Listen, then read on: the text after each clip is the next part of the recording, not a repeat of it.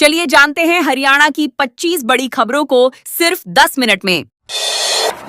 फरीदाबाद में मेडिकल छात्रों का आधी रात को प्रदर्शन। फरीदाबाद के छानियासा स्थित अटल बिहारी वाजपेयी राजकीय चिकित्सा महाविद्यालय में शनिवार देर रात छात्रों का गुस्सा फूट पड़ा। मेडिकल छात्रों ने कॉलेज में बुनियादी सुविधाओं, क्लिनिकल एक्सपोजर और शैक्षणिक व्यवस्थाओं की कमी को लेकर प्रदर्शन किया। छात्रों का कहना है कि 2020 में एनएमसी की स्वीकृति मिलने के बावजूद अस्पताल की सेवाएं अब तक पूरी तरह विकसित नहीं हो पाई हैं। ओपीडी शुरू होने के बावजूद मरीजों की संख्या बेहद कम है, जबकि आईपीडी सेवाएं भी पूरी तरह चालू नहीं हैं। इससे छात्रों की क्लिनिकल ट्रेनिंग प्रभावित हो रही है। छात्रों ने प्रशासन से जल्द सुधार की मांग की है।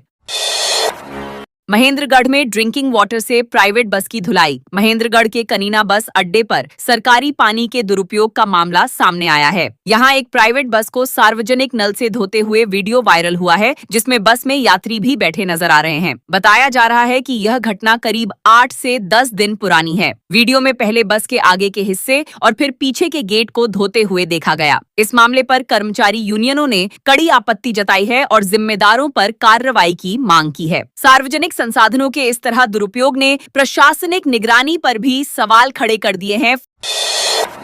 फरीदाबाद में लव मैरिज करने वाले कपल की पिटाई। फरीदाबाद कोर्ट परिसर में लव मैरिज करने वाले एक कपल के साथ मारपीट का मामला सामने आया है। युवक युवती अपने बयान दर्ज कराने और सुरक्षा की मांग के लिए कोर्ट पहुंचे थे, तभी लड़की पक्ष के परिजन वहां पहुंच गए। जैसे ही दोनों कोर्ट से बाहर निकले, उन पर हमला कर दिया गया। महिलाओं ने भी थप्पड़ मारे, जिसका वीडियो सोशल मीडिया पर वायरल हो रहा है। युवक का आरोप है कि लड़की को जबरदस्ती साथ ले जाया गया। पुलिस का कहना है कि अभी तक किसी पक्ष ने लिखित शिकायत नहीं दी है। शिकायत मिलने पर उचित कार्रवाई की जाएगी।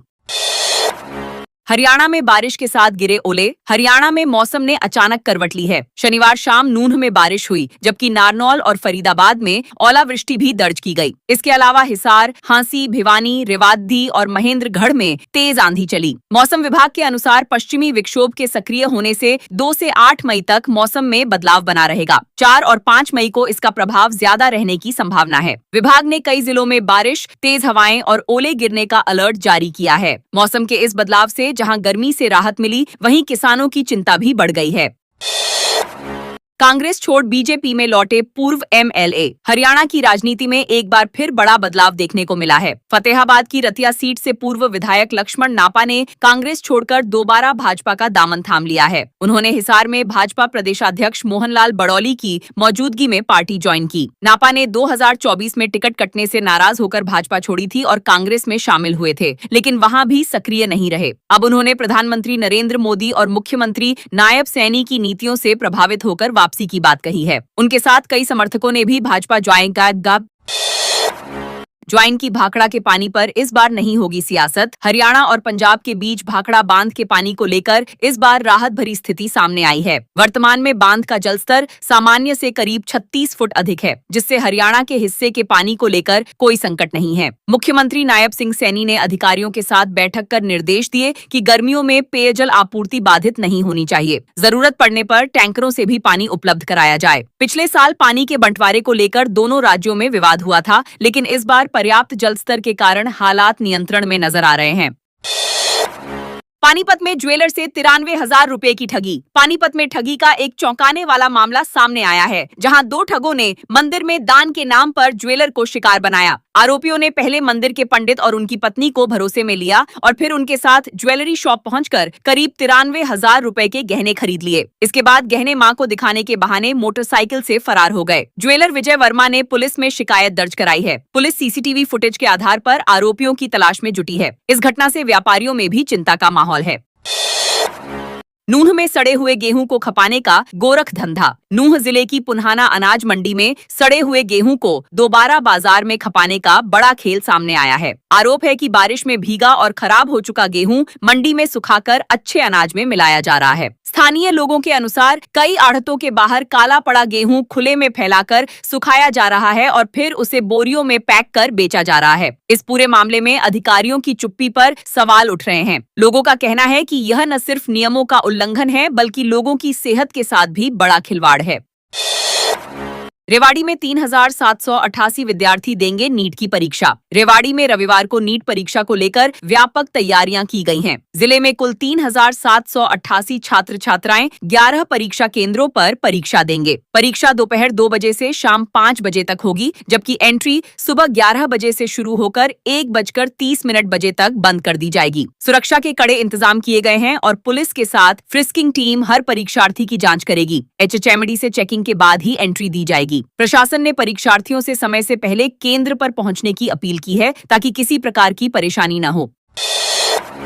पंचकूला में बीजेपी मेयर कैंडिडेट की सभा में हंगामा। पंचकूला नगर निगम चुनाव के बीच भाजपा मेयर प्रत्याशी श्यामलाल बंसल की सभा में उस समय हंगामा हो गया जब कार्यक्रम के दौरान पार्षद उम्मीदवार सुदेश बिडला के समर्थकों ने नारेबाजी शुरू कर दी। सेक्टर 25 में आयोजित इस सभा में पहले सब कुछ सामान्य था, लेकिन अचानक नारे लगने से माहौल बिगड़ गया। आयोजकों ने साफ कहा कि यह कार्यक्रम केवल मेयर प्रत्याशी के समर्थन के लिए है, जिससे विवाद और बढ़ गया। हंगामे के चलते कई पार्षद उम्मीदवार कार्यक्रम छोड़कर चले गए। इस पूरी घटना का वीडियो सोशल मीडिया पर वायरल हो रहा है, जिससे चुनावी माहौल और गर्मा गया है।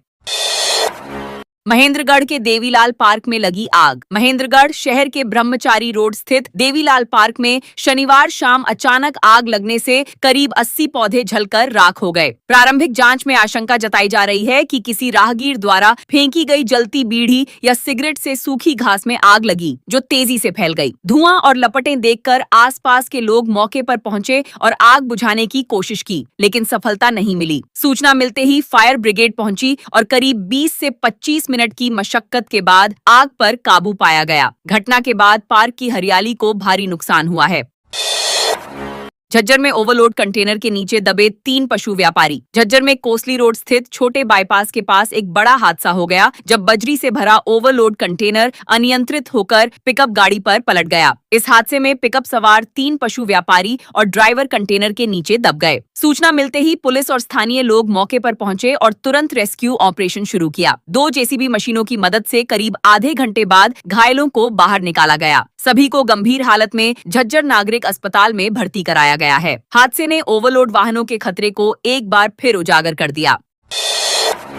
जमानत पर आए रामपाल के सहारे चुनाव जीतने की तैयारी। रोहतक के सांपला ब्लॉक में नगर पालिका चुनाव के चलते प्रचार अपने चरम पर है। 10 मई को होने वाले मतदान से पहले प्रत्याशी दिन रात प्रचार में जुटे हैं। इस बार चुनाव में बाबाओं और धार्मिक गुरुओं की एंट्री भी चर्चा का विषय बन गई है। प्रत्याशी न सिर्फ आशीर्वाद लेने बल्कि उनके अनुयायियों का समर्थन जुटाने की कोशिश कर रहे हैं। खासतौर पर जमानत पर आए रामपाल के समर्थकों को साधने की रणनीति बनाई जा रही है। राजनीतिक विश्लेषकों का मानना है कि इस तरह के समीकरण चुनाव परिणामों पर असर डाल सकते हैं और मुकाबला दिलचस्प हो गया है।